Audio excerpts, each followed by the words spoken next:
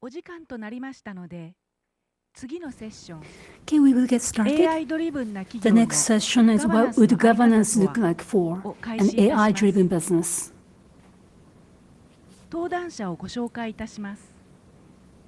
コグニティブフ The ァイナンスグ speaker ループ代 is 表クララ・デュロディエ Ms. 様です。 Clara Durodie, Executive オンラ Chair, インでご Cognitive 参加い Finance ただき Group. ます。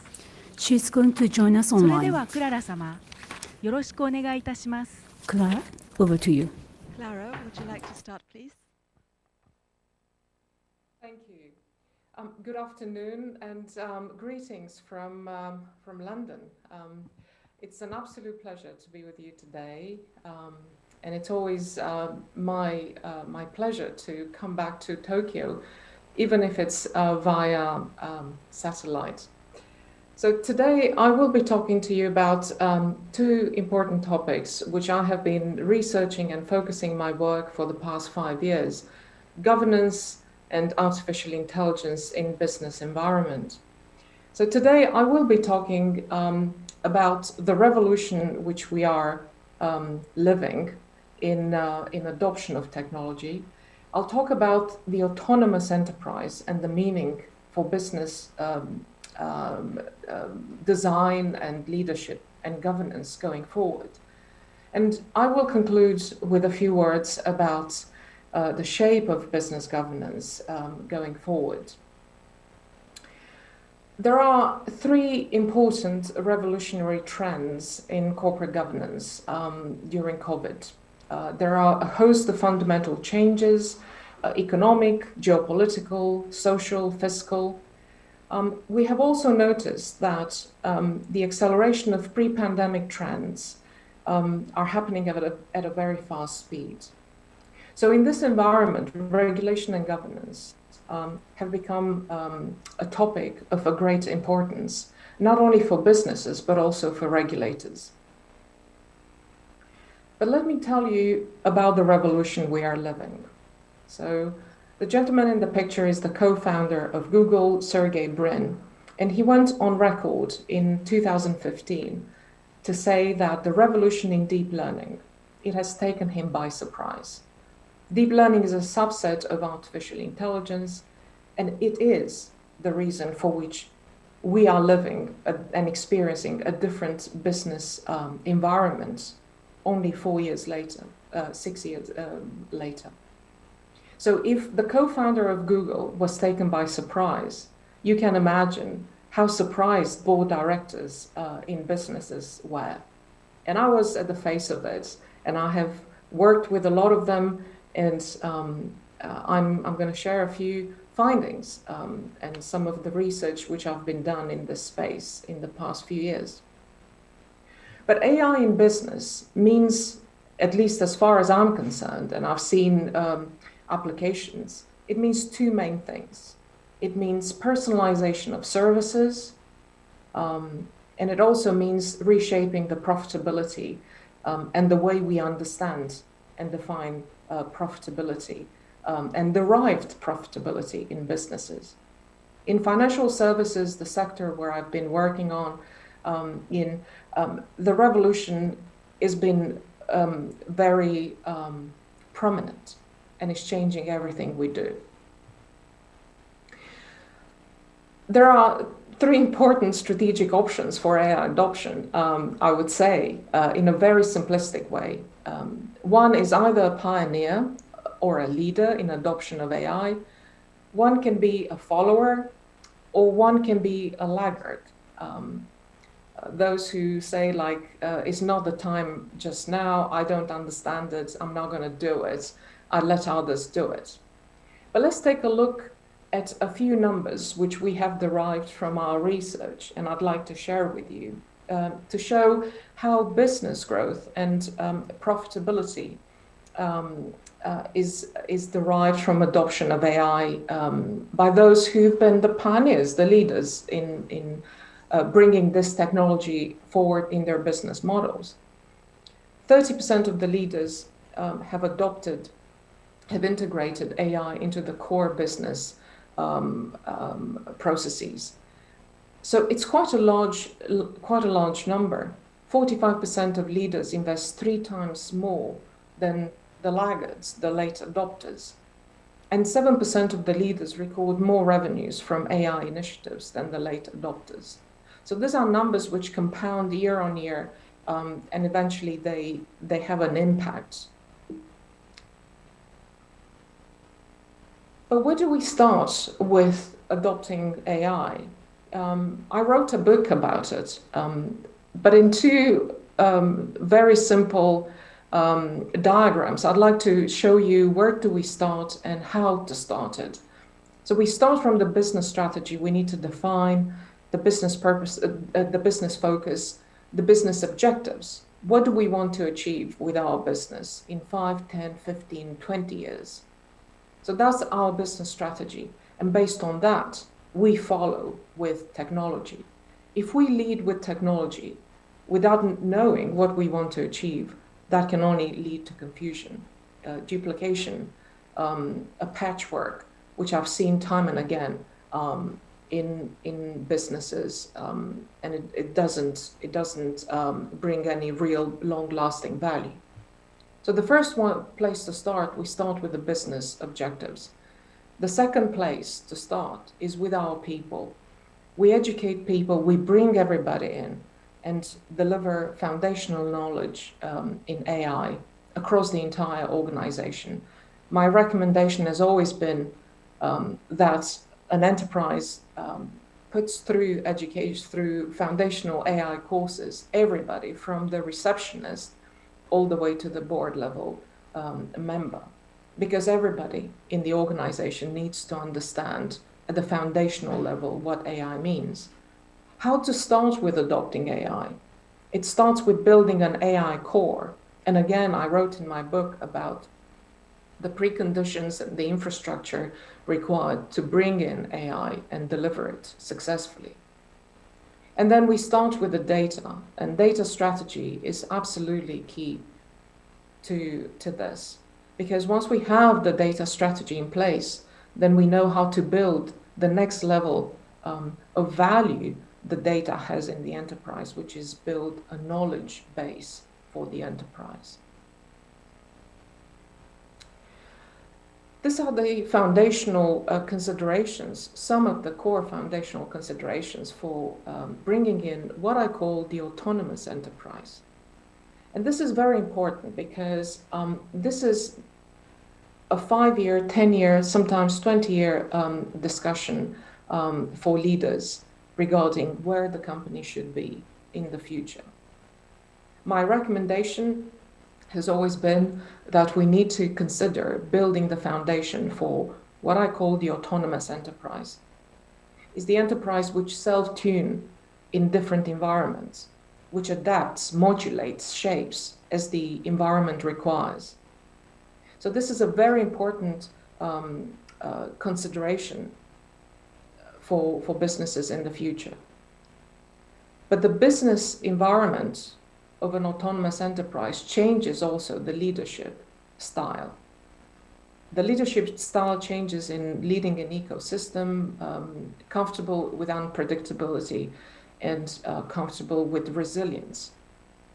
So I know perhaps sounds a bit confusing what an autonomous enterprise is, but think of what an autonomous vehicle is. It's a vehicle, it's a car which understands the road, which looks after its passengers and the passengers on the road, the people on the road. So is that kind of autonomy which I'm advocating as an objective, as a long-term objective in the business environment. But boards are not prepared for this leap. It's a huge technology leap, but it's also a huge educational leap. In 2018, we ran a survey, an in-depth analysis of the bank's leadership, UK bank's leadership. And we looked at how much experience the board members had in technology. We found that 94% of banks' leaders had no experience related to technology, or they would not describe themselves as having any experience related to technology. So that leaves a huge educational gap, which in turn creates a series of problems. Because some of the problems we have identified are problems in the space of disappointment in the value of transformational projects. 93% of CEOs interviewed 2 years ago by IDC said that they were not satisfied in the quality of the transformation projects they were undertaken by their organizations. That is a very large number. 75%, according to McKinsey, 75% of digital transformation projects go to waste. It means that 75% of the money spent on digital transformation does not deliver. Gartner last year identified that 90% of pure AI projects don't deliver either. So we took these numbers and we looked into the causes as to why these numbers are so high. And what we identified is that in most of the cases, there is a lack of cohesive business strategy. So where the business doesn't know where it's going, it means that projects are being run in duplication, wrong projects are being brought in, wrong vendors are brought in. So the lack of education is not only at the board level we identified, but it's also further down through the ranks. So it's very important that everybody has a core understanding of what AI means in the business environment, and very importantly, what AI is, because we keep talking about AI transformation and adopting AI. But in my experience, I've come across not a lot of people who actually can explain what AI is, let alone what AI does. So that's why I wrote the book. I'll tell you about it in a minute. So the next slide will cover the governance, and I would like to submit that the governance is the core pillar in delivering business transformation. And modern day governance is transforming in line with adoption of technology. And we say technology as a broad stroke, but actually behind all of it, we have some sort of algorithm driving different software, different systems. So governance and ethics, consider it as the indestructible marriage, which will have to continue forever in order for a business to be able to deliver in this age of AI. So it's very important to keep that in mind because it defines quite a lot of principles I will be talking to you about in a minute. But I'd like to introduce to you a statement which I said a few years ago on a stage in Europe at a big conference called Money 2020, where someone asked the panel I was on, who is responsible for AI deployment and outcome? And no one on the panel quite came up with an answer. So somehow I came up with this answer that algorithms have parents, trying to explain that we humans are responsible for what we build. That puts into perspective the narratives and the discussion around AI is cannot be controlled, it's a black box. All of this, it's I would say it's real, but it can be addressed. It's not an impossible to address topic. So algorithms have parents, meaning that we are responsible for what we build, and we are also responsible to build accountability for the systems. We are also responsible for the outcome of the systems and the explainability of the systems. So algorithms have parents defines the responsibility and the line of responsibility and accountability, I would say. But how to govern an AI-driven company? I could write a book about this, but I thought I would bring 4 core pillars for you today to reflect on for a bit. And the first one is ethics.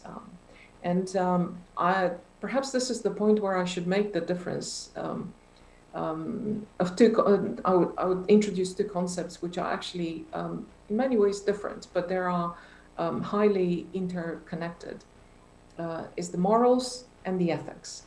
The morals is how we treat people we don't know. We know. That makes us a good parent. Morals make us a good neighbor and make us a good colleague at work. But ethics is how we treat people we don't know. So when we build systems and technology, we always have to bear in mind that this system somehow will treat people we don't know in a way.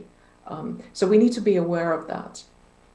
Ethicists and philosophers say that ethics is the true test of our higher self. So we really need to put our best of who we are, the morals we have out there, and embed in the systems, embed in how we govern them, and also how we design the governance of businesses. So ethics is the foundation of modern governance, I would argue. And from it, we derive considerations around people and purpose of business. And once we clarify all this, then we are able to redefine ways to understand how profitability is being redefined in an AI-driven company. So ethics, people, purpose, and profitability should be the 4, I would say, the 4 pillars to consider redesigning modern governance. But we need AI governance because I would argue that everything changes, but trust is always needed. Trust in technology will become a narrative which we will hear time and time again. We have seen a few times in the civil society cases where trust was destroyed through technology, and we have seen how destructive it is, actually. Now it's very important. 2020, I would argue, it's a pivotal moment going forward. And I'll tell you why. Between 1995 and 2000, we had the internet era. We all remember how that was, right? The next decade, 2000 to 2010, was primarily connected and related to social media, search online, what we can do with technology. But I would argue in 2020, the narrative is changing because money goes online. And this is not just about financial services. This impacts everything. It impacts how we trade, it impacts how we engage with each other, it impacts how businesses in different industries engage with each other. So once the money goes online, actually we are moving very fast, I would argue, from where we are today, the classical organization in the top right-hand corner diagram, to perhaps not a straight line, but perhaps rather steep line to the autonomous enterprise. Autonomous enterprise is, again, something which I believe is going to be the future for many industries going forward. So we need to prepare for that as we are today. The cost of correcting a design error is very high. We run a research and we identify that to correct a design error in an AI system which has been live for 3 years, it costs about 1,000 times more. So it makes perfect sense to actually build the right values and embed what I call ethical AI in everything we bring in to the market. So to summarize what I've said so far in my presentation, is the importance to keep up with the AI revolution. We have to be, if not the pioneers or the followers, we have to be right there, keeping up with the change and trying to absorb and embed the right systems as everything is unfolding so quickly. We need to prepare the groundwork for the autonomous enterprise. It is happening. It will happen. Whether it's in 5 years, 10 years, or 20 years, it will happen. And probably in some industries will happen sooner than others.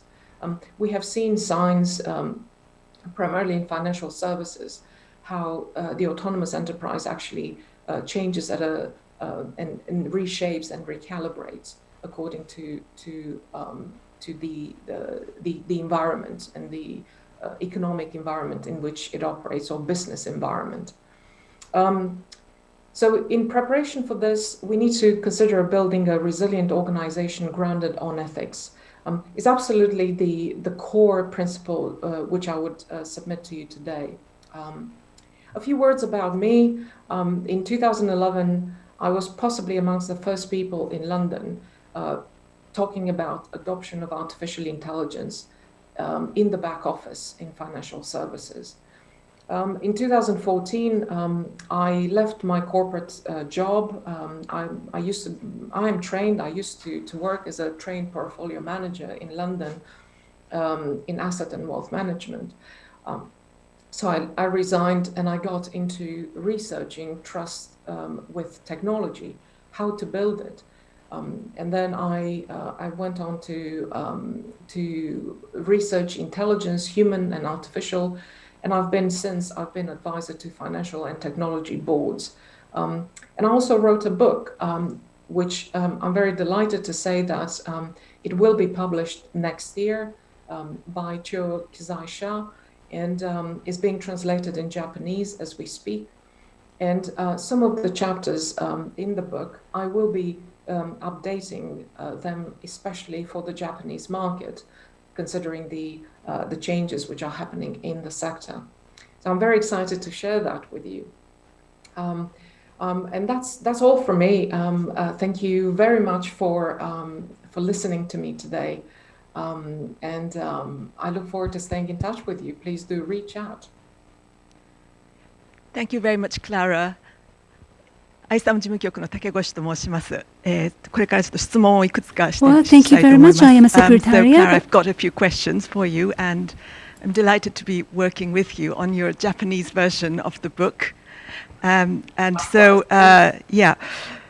first, tell me a little bit more about you. You showed us a roadmap of your career history, but after pursuing a successful career in finance, what really triggered you to look at AI as one of the early people in financial services to look at that potential? So I straight after I finished my master's in Oxford, I joined financial services in London, and then I joined a small company which we have managed to grow quite quickly, and then we sold it in 2010, and I was part of the team in charge with the transition post-acquisition, primarily looking at the type of technology deployed to deliver on business objectives. And that was the first time when I encounter how technology impacts the work, and how technology can actually augment work and it can grow businesses. And we can use technology as a strategic tool rather than a pure administrative tool. So that was my first encounter with artificial intelligence. And ever since then, I've been hooked. I have researched it. I was so committed and convinced that this technology is transforming our world and financial services, so much so that I resigned my well-paid, comfortable job in London, in the city, just to go ahead and pursue a little bit of academic work, and then pursue a career in this field. I also learned how to code, so I can work with engineers. I was that committed, still am. Thank you. Actually, your mentioning of the power, the transformative power of technology, nicely leads me to the next question. Whilst working on your book, I realized that, well, you mentioned in your presentation too that technology must follow business strategy. That seems to be your very firm belief. And I think it is something a lot of us can feel resonance to. But it could also be something of a easier said than done thing. People will understand, but because advances in AI technology is very quick, non-technical people like myself can feel very easily baffled by the very highly technical nature of the subject, and people could easily succumb to advice by IT vendors, AI advisors. This is what you need to have, or maybe replicate what other companies are doing, and you kind of lose track about this, putting business strategy first. What would be your advice, or what do you think is most crucial for businesses to be able to use AI to deliver their business strategy? So I think it's so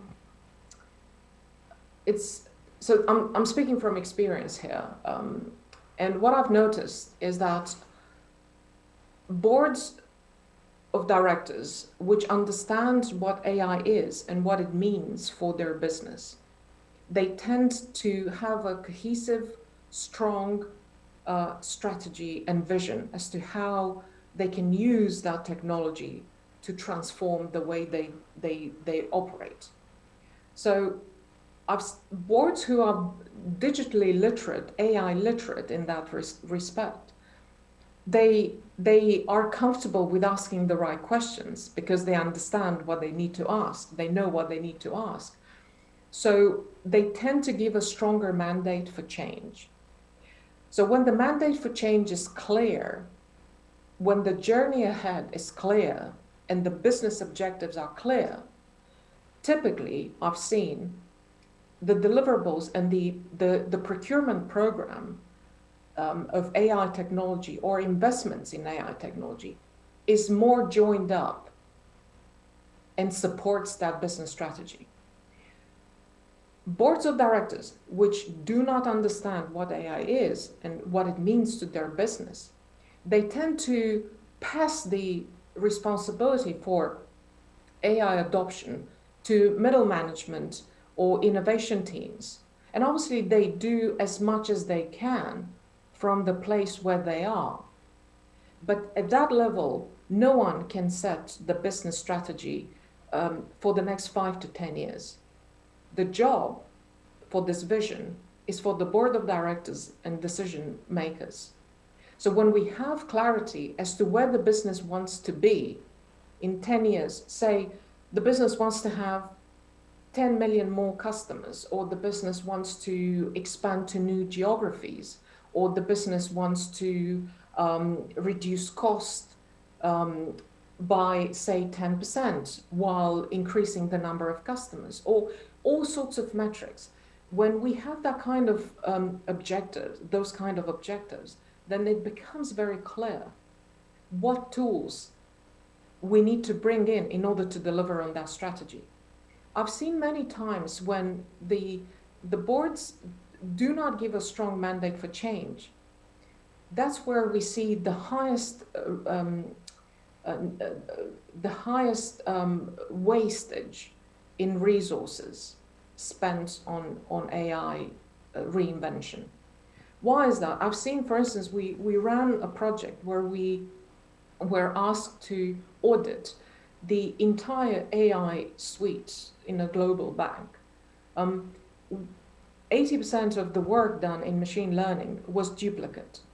So you can see why when there is no clear strategy, teams seem to start doing what they think their department needs or their business line needs. But they are in silos. They work in silos. They don't have the vision from the top to see where everybody's doing what and what the direction should be. Yeah. So that's why the vision needs to be set by the board, and technology needs to follow the business strategy, not the other way around. That's where we see a lot of wastage. Great. So I suppose you want to rectify the situation in the earlier slides where you thought that you showed that the high percentage of digitization projects failing. You probably want to rectify that through your thought leadership, which is expressed in your book. Absolutely. It's 75%, and these are numbers put together by McKinsey as of last year. 75%, it's a very high number. Value. Very large resources wasted. Not only money, but also capital resources. Yeah, thank you. So, so I think, I hope we can bring that message to a wider Japanese readership audience through your book, hopefully which will be available sometime next year. And thank you very much for joining us today to talk about this very relevant topic. Thank you very much, Clara. I'm sorry, time is up. It's something you can discuss for ages, but thank you so much for your insight. クララ様、ありがとうございました。